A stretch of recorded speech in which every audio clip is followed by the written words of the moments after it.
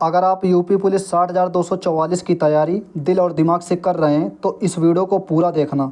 जय हिंद दोस्तों, कैसे हैं आप सभी। आई होप आप सभी स्वस्थ होंगे, मस्त होंगे और अपनी पढ़ाई में पूरी तरह से व्यस्त होंगे। जी हाँ दोस्तों, आज के वीडियो में बात करेंगे उस भर्ती के बारे में जिसकी हम सब शिद्दत से तैयारी कर रहे हैं, या यूँ कह लीजिए उत्तर प्रदेश की सबसे बड़ी भर्ती यूपी पुलिस 60,244। आप सबको मालूम होगा, जब से ये खबर न्यूज़पेपर में आई है तब से कहीं ना कहीं हम सब के दिमाग में कुछ ना कुछ सवाल ज़रूर उठ रहे होंगे कि भाई अब अपनी परीक्षा जो है वो 11 पालियों में कराने की बात चल रही है अकॉर्डिंग टू न्यूज़पेपर। आप सब ने इसको देख भी लिया होगा, न्यूज़पेपर को हमने कम्युनिटी पर भी लगा दिया था। और जब से ये बात आई है न्यूज़पेपर में कि 11 पालियों में अपनी परीक्षा हो सकती है, तब से एक सवाल और आ रहा है हम सबके दिमाग में, नॉर्मलाइजेशन। जैसा कि आप सबको मालूम होगा कि ये अहम फैक्टर निभाता है किसी भी भर्ती में, तो ये दिमाग में भी आ रहा होगा आप सबके, हमारे भी आ रहा है नॉर्मलाइजेशन वाला। दूसरी चीज़ कि भाई जून भी बीत गया है और जुलाई लगभग शुरू हो चुकी है, ठीक है। तो अपनी एग्ज़ाम जो है, अपना पेपर जो है वो आखिर कब तक हो सकता है। तो आज के वीडियो में बिल्कुल सटीक तरीके से देखेंगे कि अपना पेपर आखिर कब तक होने की पूरी पॉसिबिलिटी है। ओके, और ये वीडियो जब आप देख लेंगे तो कहीं ना कहीं आपको इस वीडियो से कुछ ना कुछ ज़रूर सीखने को मिलेगा। या यूँ कह लीजिए, अगर आप होपलेस होंगे कि भाई तैयारी मन नहीं लग रहा है या अभी आप तैयारी शुरू नहीं किए हैं, तो कहीं ना कहीं ज़रूर आपके अंदर जुनून आएगा और आप अच्छे से शिद्दत से लग जाएंगे, ठीक है। साथ ही बात करेंगे एग्ज़ाम, फिजिकल, ट्रेनिंग, क्योंकि आपने देखा होगा ट्रेनिंग की भी कुछ जो नोटिस हैं विभागीय तौर पे वो वायरल हो रही हैं, उन पे तमाम तरह के लोग वीडियो भी बना रहे हैं, तो उसके बारे में भी बात करेंगे बिल्कुल सटीक तरीके से। जो भी पॉइंट हमारे दिमाग में या आपके दिमाग में चलते रहते हैं या जो आपके द्वारा पूछे गए हैं, वो सारे पॉइंट आज के वीडियो में बिल्कुल सटीक तरीके से डिस्कस करेंगे। सबसे पहले बात करते हैं ये न्यूज़पेपर की जो खबर आई है, उम्मीद करते हैं आप सबने पढ़ लिया होगा। चलिए इसको एक बार हम फिर से आपको दिखा देते हैं, फिर उसके बाद में ये क्रम बाय क्रम अपने सारे पॉइंट क्लियर करेंगे। ओके, ये न्यूज़पेपर की कटिंग आप सबने देखी होगी, हमने कम्युनिटी पर भी लगा दिया था। और आप सबने जब देखा होगा न्यूज़पेपर में आती है तो हम लोग ज़रूर पढ़ते हैं अपनी भर्ती से रिलेटेड जिसकी हम लोग तैयारी कर रहे हैं, तो आपने इसको बहुत अच्छे से पढ़ा होगा। चलिए एक बार फिर से हम थोड़ा सा जो इसमें मेन पॉइंट हैं वो हम आपको बताते हैं। नई गाइडलाइन के तहत नहीं मिल रहे हैं केंद्र, 11 पालियों में करानी होगी परीक्षा। मतलब जो पिछली बार 4 पालियों में हुई थी, आप सबको पता होगा, 17 और 18 फरवरी को। 17 में 2 पालियाँ थीं, 18 में 2 पालियाँ थीं जो निरस्त हो गई थी 24 फरवरी को। तो अब वो बात जो चल रही है वो 11 पालियों के आसपास चल रही है। हालांकि अभी ये ऑफिशियल पुष्टि नहीं हुई है, ना ही ऑफिशियल नोटिस आया है। जब ऑफिशियल नोटिस आ जाएगा एग्ज़ाम डेट वाला, तभी हम लोगों का कंफर्म होगा कि 11 पालियों में है कि 10 पालियों में है कि 4 पालियों में है। लेकिन इससे रिलेटेड जो पॉइंट हैं, जैसे आपने यहाँ पे देखा होगा, पुलिस भर्ती को मिले सिर्फ 54 केंद्र, यानी कि जो पिछली बार जो परीक्षा हुई थी उसमें 126 केंद्र। और ये कहाँ की बात है? ये प्रयागराज की, ये पूरे यूपी की बात नहीं है, ये प्रयागराज की बात है कि प्रयागराज में 126 केंद्रों पर पिछली बार परीक्षा हुई थी जब 4 पालियाँ बनी थी। आप सबको मालूम होगा अगर आप उस भर्ती में या उस एग्ज़ाम में अपीयर हुए होंगे तो, ठीक है। लेकिन इस बार 54 केंद्र की ही मतलब सूची भर्ती बोर्ड को गई है, या सूची मतलब जो गई है भर्ती बोर्ड जिन पे मंथन कर रहा है इन सेंटरों पे पेपर कराना, वो कुल मिला के प्रयागराज में 54 सेंटर ही हैं। और जब आप पूरा पढ़ेंगे इसको अच्छे से तो कितने पालियों में कितने बैठ सकते हैं, ये सारा इसमें जो बताया गया है न्यूज़पेपर में, उम्मीद करते हैं बहुत अच्छे से आपने इसको पढ़ लिया होगा। अब जो इसमें पॉइंट हैं, मेन पॉइंट, वो हम आप तक डिस्कस करेंगे। हमने आपको ये न्यूज़पेपर की कटिंग दिखा दी, इसके साथ में एक दो और वायरल हुई थी, आप सब ने देखा होगा। एक पालियों में 4 लाख 5 लाख ही, मतलब इससे ज़्यादा नहीं बैठ सकते, ऐसे मतलब जो न्यूज़पेपर थी कटिंग जो आज 3-4 वायरल हुई थी वो आपने देखा होगा, ठीक है। हमने जो मेन पॉइंट था वो हमने आपको बताया। अब हम आपको बताते हैं कि जो 11 पालियों की बात कही जा रही है, कहीं ना कहीं ये न्यूज़पेपर में निकला है। तो हो सकता है जब सेंटर कम है तो अपनी पालियाँ बढ़ जाएँ, मतलब जो 4 पालियाँ थी हो सकता है ज़्यादा में हो जाए, 6 में हो सकता है, 7 में हो सकता है, 8 में हो सकता है, 11 में भी हो सकता है। और 11 का तो इसमें दिया है न्यूज़पेपर में, तो हम लोग 11 का ही मान के चलते हैं कि हो सकता है 11 पाली में हो जाए, ठीक है।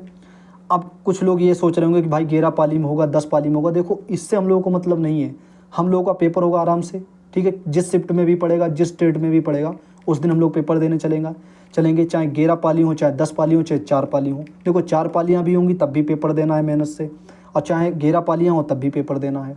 तो ये दिमाग से निकाल दो कि 11 पाली होंगी। हाँ, इसके साथ में एक ज़रूर पॉइंट आया होगा आपके दिमाग में कि 11 पालियाँ होंगी तो 4-5 दिन पेपर चलेगा, 6 दिन तक, फिर थोड़ा डिले और होगा 1-1.5 महीने। ऐसा कुछ नहीं है, भर्ती बोर्ड अपने स्तर से सारी ये तैयारी कर रहे हैं। आपने देखा होगा ट्रेनिंग को लिए भी नोटिस जो है विभागीय तौर पे, वो भी मतलब कहीं ना कहीं जारी हुई थी, अभी आपने देखा होगा, और फिर दौड़ के लिए भी आपने देखा होगा। तो कहीं ना कहीं भर्ती बोर्ड अपने मतलब 2 कदम हम लोगों से आगे ही चल रहा है। उसको ऐसा नहीं है कि मतलब पेपर कराना है तो पेपर पे ही पूरा फोकस, पेपर पे तो पूरा फोकस है। जो नकल विहीन या जो पिछली बार देखा होगा आपने लीक हो गए थे पेपर, उन पे भी पूरी सख्ती मतलब बरती जा रही है। और साथ में जो रनिंग का है और ट्रेनिंग का है, उन सब पे भी मतलब भर्ती बोर्ड सक्रिय हैं अपनी भर्ती को मतलब अच्छे से जल्दी से कंप्लीट कराने के लिए। तो आप ये दिमाग से निकाल दो कि भाई 11 पाली में होगा या 10 पाली में होगा या 4 पाली में होगा, डज़न मैटर, बस हम लोगों को अच्छे से मेहनत से पेपर देना है, बस ये सोचना चाहिए। ठीक है, और उसके लिए कितनी मेहनत करनी चाहिए, कितना हमारा स्कोर आ रहा है, कहाँ पे स्कोर आ रहा है, उन सब पे ध्यान देना चाहिए। तो कुछ लोग ये सोचते हैं कि भाई 11 पालियों में होगा पेपर तो नॉर्मलाइजेशन, देखो इसमें कोई शक संदेह नहीं है, नॉर्मलाइजेशन तो अहम रोल निभाता है, कोई भी भर्ती हो, चाहे एसएससी जीडी की हो, यूपीएसआई की हुई थी, अभी रेडियो ऑपरेटर की चल रही है, उसमें देख लेना आप। तो कोई भी एनीवन भर्ती हो जिसमें एक से ज़्यादा पालियाँ हैं तो उसमें नॉर्मलाइजेशन का रोल रहता है। तो जब 11 पाली होंगी तो रोल रहेगा, वो बाद की बात है। पहले हम लोगों का देना है पेपर अच्छे से, उस पर फोकस करना चाहिए, ना कि अभी नॉर्मलाइजेशन ये वो दुनिया भर की जो चीज़ें हैं जो हम लोग के स्तर की नहीं है वो नहीं सोचनी चाहिए मेरे ख्याल से। ठीक है, अब बात कर लें एग्ज़ाम की। तो एग्ज़ाम की आप सब हम सब जो एक्सपेक्टेशन लगा रहे थे कि भाई जुलाई के लास्ट तक पेपर हो जाएगा, तो कहीं ना कहीं अब उम्मीदें कम लग रही हैं जुलाई के लास्ट तक। लेकिन इतना ज़रूर है, अभी न्यूज़पेपर में भी खबर आई थी, अगस्त के आसपास आप मान के चल सकते हैं। और हमने ये भी बताया था पिछले कई वीडियो में कि हम लोग की जो तैयारी है वो 15 जुलाई या 20 जुलाई तक कंप्लीट हो जानी चाहिए। उसके बाद में सीधे revision mock test, revision mock test. और रिवीजन का मतलब ये थोड़ी ना है कि इतिहास लेके बैठ गए, हाँ चलो इतिहास पढ़ना है, भूगोल लेके बैठ गए, भूगोल पढ़ना है, ऐसे नहीं। रिवीजन का मतलब वो होता है कि जैसे मॉक टेस्ट लगाया, उसमें जो हमारे पॉइंट गलत हुए या जो क्वेश्चन गलत हुए उनको एक बार रिपीट कर लो, उनको एक बार पढ़ लो, बुक से पढ़ लो, पीडीएफ है आपके पास पीडीएफ पढ़ लो, बैच है आपके पास में बैच से पढ़ लो, जैसे भी है कहीं से भी आप उसको अच्छे से पढ़ लो। ये होता है फास्ट रिवीजन। और दूसरी चीज़, जो आपने नोट्स बनाए हैं उनको एक क्रम से पढ़ते रहो। ठीक है, तो हम लोगों ने जो एक्सपेक्टेशन लगाई थी जुलाई लास्ट, तो आप मान के चल सकते हैं अगस्त में पूरी संभावना है कि अपना पेपर हो जाना चाहिए, जिस हिसाब से न्यूज़पेपर में डेली कटिंग आ रही है या जिस हिसाब से भर्ती बोर्ड की तैयारियां चल रही हैं उस हिसाब से। ठीक है, और तैयारी अपने लोगों की जो है वो पहले ही कर लेनी है। ये नहीं कि भाई जब पेपर नज़दीक आ गया तब कह रहे नहीं अभी हमारा भूगोल रिवीजन नहीं है, अभी हमारा इतिहास रिवीजन है, अभी मैथ में छूट रहा है, अभी उसके 2 चैप्टर छूट रहे हैं। ऐसा नहीं होना चाहिए दोस्त। अगर आप मेहनत से कर रहे हैं तो आपने देखा होगा इधर भी समय मिल गया है फरवरी के बाद में। ठीक है, तो 1 महीने का और हमने लोगों की मेहनत बची है। जहाँ आपने फरवरी, मार्च, अप्रैल, मई, जून, जुलाई इतनी मेहनत कर ली, तो 1 महीने 1.5 महीने और कर लीजिए शिद्दत से। ओके, तो ये बात कर ली एग्ज़ाम डेट के बारे में। और बाकी हम लोगों को यही सोचना चाहिए कि जब फॉर्म भराए जा चुके हैं, एक बार पेपर हो चुका है, हालांकि वो किसी कारणवश निरस्त हो गया, तो ये सोचना चाहिए कि पेपर तो अपना होगा ही होगा, ये तो कन्फर्म है। अब कब होगा, 1 महीने बाद, 1.5 महीने बाद, वो भर्ती बोर्ड अपने स्तर से तैयारी कर रहा है। जो हम लोगों के हाथ में है वो करना चाहिए स्टडी, मॉक टेस्ट में नंबर, रिवीजन। ठीक है, अभी मॉक के बारे में भी बताएंगे कि कहाँ से कैसे देना है आपको। तो ये सारे 3 पॉइंट हम लोगों ने क्लियर कर लिए। चौथा पॉइंट है एग्ज़ाम होगा, उसके बाद फिजिकल होगा। तो कुछ लोग ये कह रहे हैं कि भाई एग्ज़ाम के साथ में ही फिजिकल करते रहें। अगर आपने कभी भी कोई फिजिकल क्लियर किया है तो मेरे ख्याल से अभी पूरा फोकस जो है वो एग्ज़ाम पे रखना चाहिए। एग्ज़ाम जैसे ही हो जाए फिर अपने फिजिकल की तैयारी करते रहना है। अगर आप जानते हैं कि हमारा ओवर वेट है या हम थोड़ा सा मतलब हैवी वेट है, हम नहीं दौड़ पाते हैं, 1 किलोमीटर में भी चलने में दिक्कत होती है या 2 किलोमीटर भी चलने में दिक्कत होती है, तो वार्म अप वगैरह मतलब 1-2 किलोमीटर आप करते रहें, एग्ज़ाम के साथ में कोई दिक्कत नहीं होगी। ठीक है, और अगर आपको कॉन्फिडेंट है, मतलब आप कॉन्फिडेंट फुल हैं कि हाँ मैंने 1-2 बार फिजिकल क्लियर किया है, तो मैं मतलब मुझे 15 दिन या 20 दिन या 1 महीने भी मिलेगा तो मैं क्लियर कर लूँगा, तो आप पूरा फोकस अपना एग्ज़ाम पे रखिए। ठीक है, तो ये सारे पॉइंट हम लोगों ने क्लियर कर लिए, जितने भी पॉइंट आज के वीडियो में थे। अब बात करते हैं कि जो 10 मॉक टेस्ट खुले हैं टेक्स्ट बुक पे, तो आप उनको क्रम बाय क्रम लगा लीजिए। हमने अपने ग्रुप में भी बता दिया था कि मतलब ऐसा नहीं है कि 10 एकदम एक बार में खुल गए हैं, अलग अलग डेट में खुल रहे हैं, शायद 5 खुल गए हैं, तो आप उनको लगा लीजिए वो 10।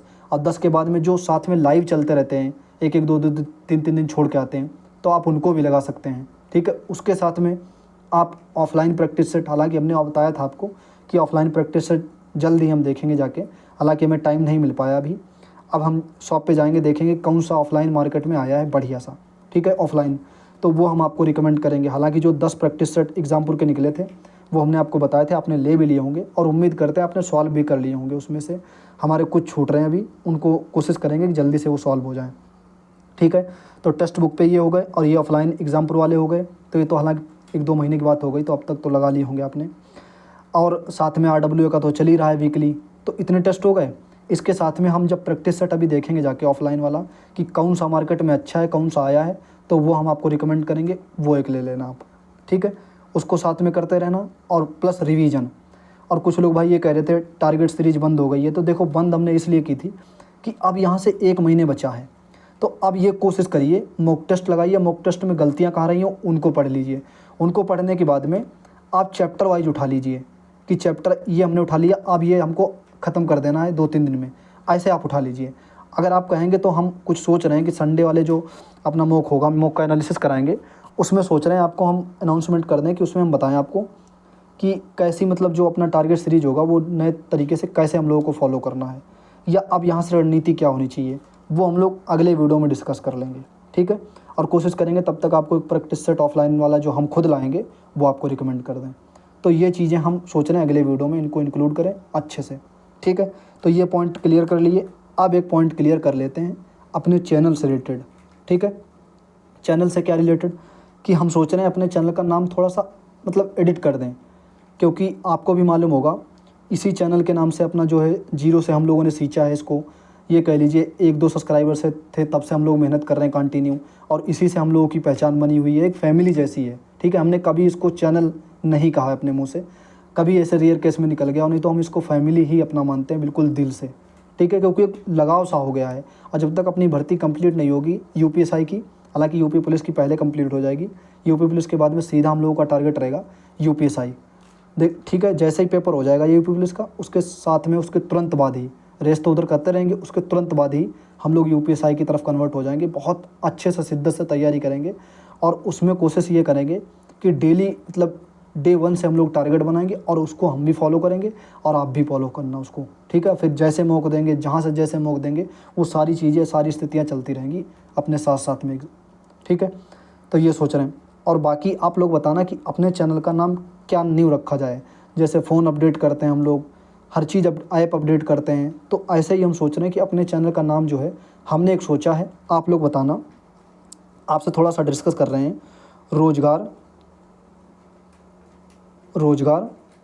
विद IAM, ये हमने सोचा है। अब इसको मैंने कैसे सोचा आपको बताते हैं, इसका अर्थ बताते हैं। रोजगार यानी कि जो आपका रोजगार के सफ़र में, जो आप रोजगार की तलाश कर रहे हैं, जैसे यूपी पुलिस है, ठीक है, रोजगार ही तो है, यूपी पुलिस है, यूपीएसआई, जिसकी आप मतलब मेहनत कर रहे हैं शिद्दत से, उसमें विद मतलब साथ, और IAM, तो IAM का मतलब यहाँ पे आप ये निकाल लीजिए, जैसे नहीं होता आई माने मैं और एम माने हूँ, तो उस रोजगार के सफ़र में, उस रोजगार के सफ़र में मैं आपके साथ हूँ। इस चैनल का ये नाम मैंने सोचा है, रोजगार विद IAM, मतलब IAM मैं हूँ आपके सफ़र में, रोजगार के सफ़र में, जिस सफ़र में आप चल रहे हैं, मेहनत कर रहे हैं शिद्दत से एक अपनी जॉब पाने के लिए, उसके साथ में मैं आपके साथ में हूँ। ये इसका अर्थ है पूरे चैनल का। अब आप हमें बताना कि ये चैनल जो हमने आपको बताया, रोजगार विद IAM, ये कैसा है। थोड़ा सा नाम लेने में अजीब लग रहा होगा, रोजगार विद IAM, लेकिन जब अपना ये फैमिली बन जाएगी और 2 दिन 4 दिन 5 दिन जब हो जाएगा, तो कहीं ना कहीं ये भी जुबान पे हो जाएगा कि रोजगार विद IAM।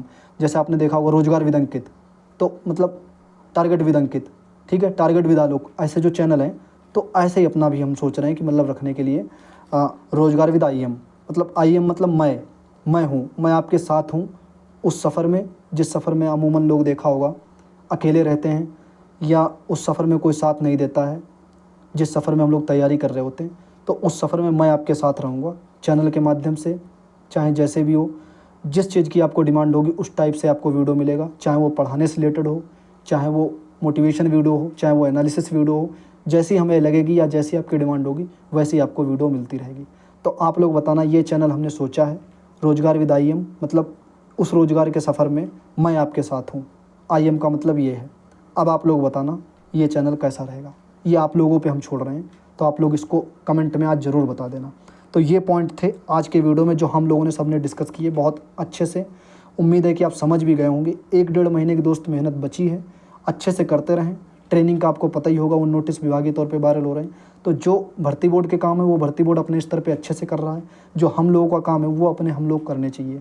ओके, तो ये वीडियो कैसी लगी है, चैनल का नाम हमने जो बताया वो कैसा है, या आपने कुछ अलग सोचा हो अपनी फैमिली के लिए, क्योंकि ये आपकी फैमिली है, इसको मैंने कभी ये नहीं सोचा ये हमारी फैमिली है, मेरा चैनल है, कभी ऐसा मेरे फील में नहीं आया मेरे दिमाग में। तो आप लोग खुद एक बार सोचना कि ये नाम कैसा है जो मैंने आपको बताया, या आप कुछ और सोचते हैं वो भी एक बार कमेंट करके बताना, तो मुझे भी अच्छा लगेगा कि हाँ अपनी फैमिली वाले लोग मतलब कितना अच्छा सोचते हैं अपनी फैमिली के लिए। तो एक बार कमेंट करके ज़रूर बता देना। हालांकि ये भी नाम सही है, बहुत अच्छा नाम है, लेकिन मैं सोच रहा हूँ थोड़ा सा जो है पाठशाला जैसा, मतलब थोड़ा सा वैसा लगता है। तो हालांकि इसी से हम लोगों ने जीरो से सींचा है अभी तक यहाँ पे 55-56 तक, बट एक बार फिर भी हम सोच रहे हैं कि अब अपडेट किया जाए रोजगार विद IM के नाम से। बाकी आप बताना एक बार कि चैनल कैसा रहेगा या आपके दिमाग में क्या है, वो ज़रूर एक बार कमेंट करके बता देना। मिलते हैं दोस्तों अगले वीडियो में। जय हिंद।